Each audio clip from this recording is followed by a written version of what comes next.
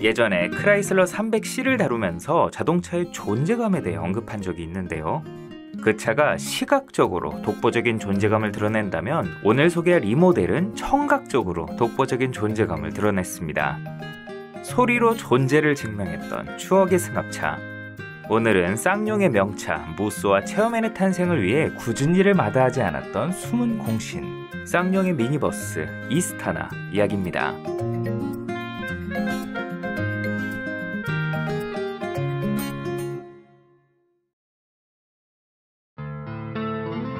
1988년 정식 출범한 쌍용 자동차의 실무진들은 시작과 동시에 엄청난 고민에 휩싸여 있었습니다. 바로 쌍용을 이끌던 김석원 회장이 앞으로 일본 회사와 기술 제휴를 하지 않겠다는 당시로서는 파격적인 결정을 내렸기 때문인데요. 전신인 동아자동차는 상용차와 SUV를 주로 생산하고 있었고 이스즈, 후지, 닛산 등 일본 업체로부터 기술을 공급받고 있었기 때문에 이런 방침은 회사 차원에서 가히 충격에 가까웠죠. 이런 결정 이면에는 쌍용차의 진정한 목적이 있었습니다. 바로 고급 승용차 시장 진출. 트럭이나 버스를 만드는 것만으로는 만족할 수 없었던 자타공인 자동차광 김석원 회장의 취향이 적극 반영된 목표였습니다. 미션 임파서블 1, 2가 동시에 개봉하자 발등에 불이 떨어진 임직원들은 새로운 기술 제휴선을 찾아 곧장 유럽으로 향했습니다. 당시 현대, 대우, 기아 할 것 없이 모두 일본 업체의 기술을 빌리고 있었고 후발주자로서 경쟁력을 얻기 위해서는 그들보다 뛰어난 유럽 명차의 기술을 가져오는 방법만이 살 길이라고 판단한 모양이에요. 프랑스의 르노, 스웨덴의 볼보 등 걸출한 유럽 자동차 회사들에게 도움을 요청했지만 결과는 좋지 않았습니다. 하지만 사막에도 꽃이 피는 법이죠. 뜻밖에도 한 줄기 빛처럼 메르세데스 벤츠가 관심을 보였습니다. 불공정 계약 수준의 조건이었지만 일단 대형 상용차의 한정에 기술 제휴가 이루어졌고 쌍용은 노후화된 대형 트럭과 버스부터 재단장했습니다. 이를 시작으로 신뢰를 쌓아 오랫동안 끈질긴 설득과 협상을 벌인 끝에 마침내 벤츠의 승용 플랫폼과 파워트레인을 이전받아 신차를 개발할 권리를 얻게 됐어요. 물론 이때도 순순히 오케이 한 건 아니죠. 자신들의 소형 상용차를 쌍용이 대신 생산하여 아태 지역에 판매해줄 것을 요구했습니다. 당시 벤츠는 이 시장에 투입할 마땅한 모델이 없었고 한국이라는 지리적 이점과 아예 최신 생산 설비까지 새로 지어주겠다는 쌍용의 제안은 아주 매력적인 카드였습니다. 이윽고 이 기브앤테이크를 통해 탄생한 차가 3세대 벤츠 MB100 그리고 오늘의 주인공인 이 모델이었죠.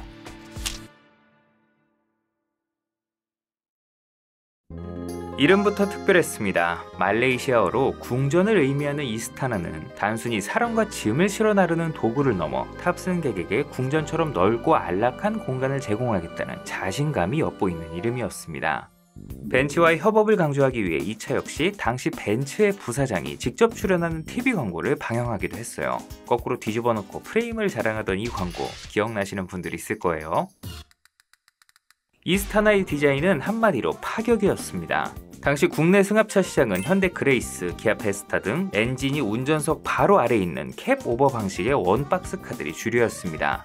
이들은 말 그대로 1톤 트럭의 짐칸만 승객석으로 바꿔놓은 것에 불과했고 단점 역시 1톤 트럭과 공유했어요. 하지만 이스타나는 엔진을 차체 앞으로 빼낸 1.3박스 세미 보닛 스타일을 국내 최초로 채택했습니다.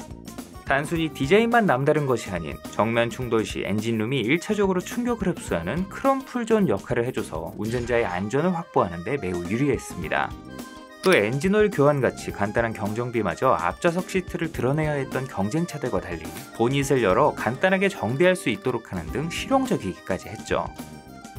여기에 당시 벤츠와 패밀리룩을 이룬 뭉툭하면서도 중후함이 느껴지는 디자인은 이스타나만의 독보적인 분위기를 만들어냈고 어딘가 가벼워 보이는 경쟁차들과 달리 한층 고급스러운 분위기를 뽐냈습니다. 덕분에 통칭 봉고차들 중에서는 자가용 비중이 꽤 높은 편이었어요. 실내 역시 독보적이었습니다. 내구성과 실용성, 기능성이라는 상용차의 본질에 충실하면서도 아날로그 시계를 부착하는 등 벤츠라는 이미지에 걸맞는 고급감도 가미됐습니다. 특히 남다른 센터 페시아 디자인이 시선을 사로잡았는데요. 승객석으로 튀어나온 우람한 콘솔 디자인으로 컵홀더와 수납 공간을 비롯 각종 스위치의 조작 편의성을 높였습니다. 이 때문에 경쟁차들에는 있던 벤치 시트, 일렬 가운데 좌석을 설치할 수 없다는 단점이 있었는데 쌍용차는 오히려 이걸 승용 감각으로 다른 봉고차들이 경험할 수 없는 차별성으로 어필했고 이게 어느 정도 통했어요. 또 장벽이 없는 만큼 운전석에서 뒷좌석으로 곧바로 넘어갈 수 있는 워크스루가 가능했고 이는 학원 버스나 유치원 버스 기사님들에게 엄청난 편의성을 제공했습니다. 이스타나의 진정한 가치는 뒤쪽에서 두드러졌습니다. 엔진이 앞으로 빠지고 전륜 구동계를 사용하면서 차체 바닥을 관통하는 구동축 터널을 없앨 수 있었고 이를 이용해 바닥 높이를 낮춰 상대적으로 넉넉한 실내고를 확보할 수 있었어요. 승용 모델은 승하차 편의성과 머리 공간이, 상용배는 짐 공간이 늘어나면서 강력한 세일즈 포인트로 작용했습니다. 또 슈퍼프라임 모델은 중앙 시트를 접어 테이블로 활용할 수 있게 했고 경쟁차들처럼 2열 시트를 마주 보기로 돌릴 수 있게 한 것은 물론 세로로 고정, 즉 문 쪽을 향해 고정이 가능한 것은 이 이스타나만의 독특한 구성이었습니다. 숏바디와 롱바디로 이원화해 9인승과 12인승, 15인승, 그리고 2인승 및 6인승 밴 모델까지 다양한 라인업을 갖추어 소비자의 운행 환경과 목적에 따라 선택할 수 있게 한 점도 장점이었죠.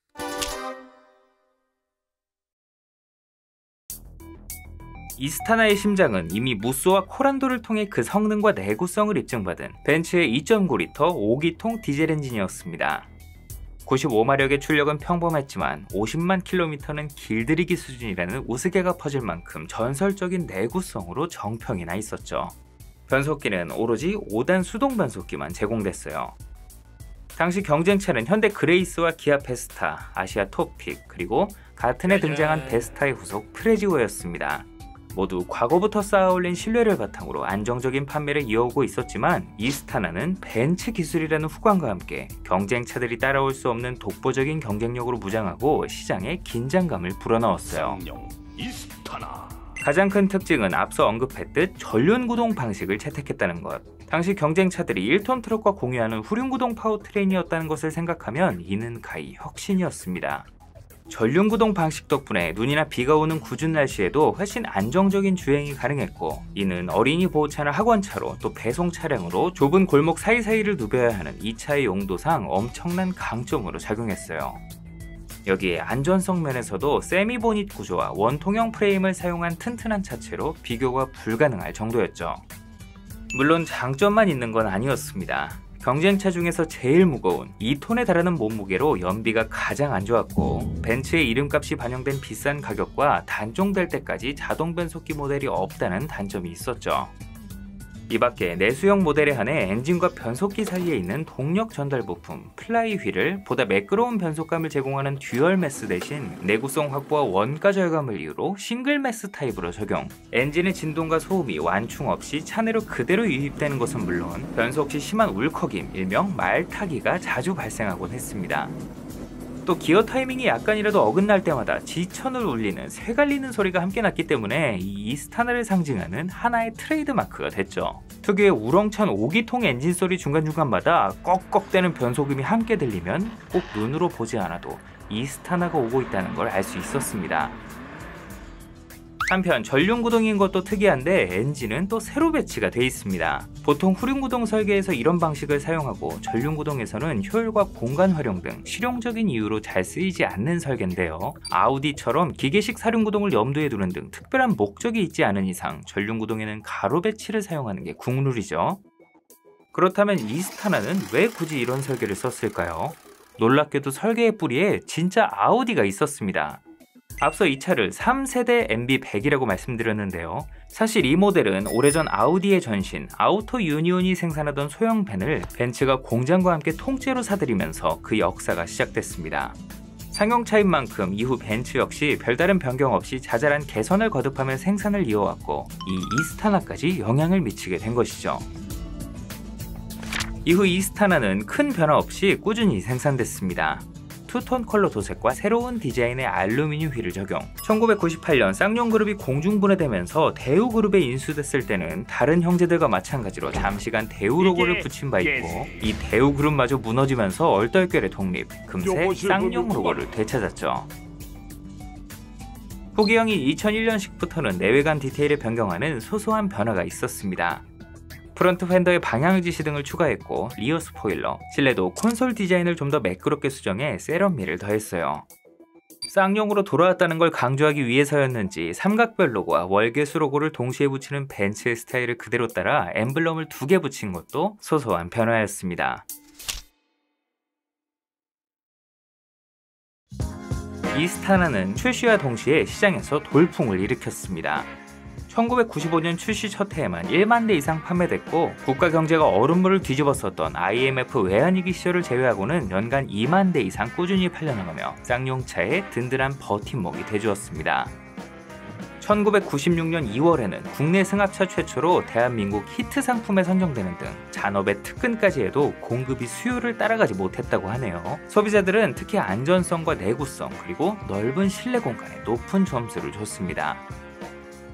승합차의 주 수요층이었던 학원가나 교회, 인력회사는 물론 어린이 보호 차량, 앰뷸런스로도 쏠쏠한 판매고를 올렸습니다만 출시 9년 차인 2004년 아쉽게도 별다른 후속 없이 단종이 됐습니다. 2004년부터 강화된 자동차 안전기준 강화 및 배출가스 규제가 발목을 잡은 데다 하필이면 이 무렵 이스타나의 생산을 의뢰했던 원청 벤츠 역시 미니버스 라인업을 V클래스와 스프린터로 간소화하면서 후속에 대한 필요성마저 사라졌기 때문에 이스타나 역시 그대로 단종 절차를 밟았습니다. 더구나 이 차는 파워트레인이나 차대 정도만 빌려 쓴 쌍용의 다른 모델들과 달리 순수 벤츠차를 OEM 생산하는 것이나 마찬가지였고 매번 벤츠에 지불해야 되는 로열티도 상당했기 때문에 차 떼고 포 떼면 남는 게 별로 없었습니다. 차라리 미니밴 로디우스를 한 대라도 더 파는 게 나았죠. 다른 회사들이 거금을 주고 아예 기술을 사버리거나 맨 땅에 헤딩을 해가면서 독자 개발에 집착했던 것에는 다 이유가 있어요. 사실 이 이스타나 하나만의 단종은 아니었죠. 같은 이유로 봉고차, 즉 15인승 승합차 자체를 도로에서 찾아보기 힘들어졌습니다. 강화된 규정에 따라 대대적인 설계 변경이 불가피해졌는데 대체가 불가능했던 기존 1톤 트럭들과 달리 이쪽은 포지션을 일부 대체하는 미니밴 라인업들이 있었기 때문에 중복 투자를 하기에는 이익이 없다고 판단, 경쟁차들도 단종 수순에 들어간 것이죠. 제조사들이 잇따라 15인승 승합차 생산을 포기하면서 이 차들을 이용하던 일선 현장에서는 얼마간 혼란이 일기도 했습니다. 봉고차 2대면 해결될 것을 스타렉스 3대를 굴리거나 아예 대형 면허가 필요한 콤비나 카운티 같은 소형 버스를 대령해야 했으니까요. 또 15인승 차들은 운전자가 혼자만 타고 있어도 버스 전용 차선을 질주할 수 있다는 무시할 수 없는 장점도 있었죠. 이는 결국 비용 부담이 급증하는 결과로 이어졌고 중고차 시장에서는 15인승 승합차의 품귀 현상이 일어날 정도였습니다. 막상 단종이 되니 1톤 트럭처럼 이 15인승 승합차 역시도 안전을 미뤄둔 대가로 얻은 넉넉한 공간과 기동성이 대체 불가 수준이었던 거죠. 남아있는 개체들은 막말로 분해될 때까지 쓰이고 있습니다. 지금도 있어요. 한편 이스타나의 본래 목적인 해외 수출 역시 나름 성공적이었는데요. 앞전에 이야기했듯 해외에는 아예 벤츠의 삼각대를 달고 판매됐습니다. 특히 호주를 비롯한 오세아니아 시장과 동남아 등 신흥국 시장에서 뛰어난 실용성, 전 세계에서 통하는 벤츠의 이름값 덕분에 꽤 인기를 끌었다고 알려졌어요. 특히 우리나라 도로 위에서 이 모델이 말 그대로 씨가 말라버린 이유 중 하나도 상태가 멀쩡하건 말건 관계없이 좋은 가격에 수출을 보낼 수 있어서라고 합니다. 내연 저감 장치니 뭐니 국내에서 눈칫밥 먹고 혹사당하느니 수출하는 게 여러모로 나았을 거예요. 지금까지 추억의 승합차 쌍용 이스타나에 대해 알아봤습니다. 이스타나는 비록 쌍용차의 고급 승용차 시장 진출이라는 거래의 산물이었지만 그저 그런 봉고차에 머물진 않았습니다. 상용차마저 타협하지 않는 벤츠의 설계 사상과 안전 철학으로 대한민국 상용차 시장에 긴장감을 불어넣어준 모델이었죠. 이스타나의 상품성은 이후 등장한 경쟁차에 많은 영향을 줬고 한 가정의 안락한 패밀리카로 자영업자의 든든한 파트너로 우리 아이의 안전한 통학 차량으로 사랑받으며 대한민국 곳곳을 누볐습니다. 이스타나라는 이름만 들어도 그 카랑카랑한 엔진 소리가 아직도 귓가에 맴도네요.